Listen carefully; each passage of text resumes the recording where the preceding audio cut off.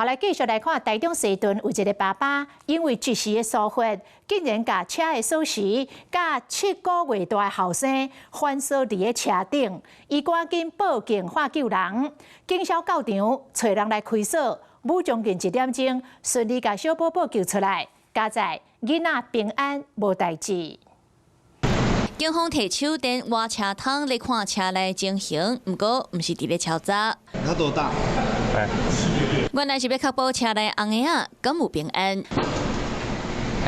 红仔完全唔知影发生什么代志，目睭是天甲圆练练，高准的模样，互警察是拢忍袂住，一手拍招呼甲安踏。台中西屯一个老爸无细腻，竟然甲车锁匙佮7个月大的后生拢总反锁伫车内，看无法度开门，就随报警察讨救兵。警消接到通报，拢到场，毋过甲窗仔讲破，就惊玻璃会伤到囡仔，就搁再靠支援。开了，就是找人来开锁。1点钟了后，车门总算是拍开。乖哦，没有哭哭哦，很乖哦。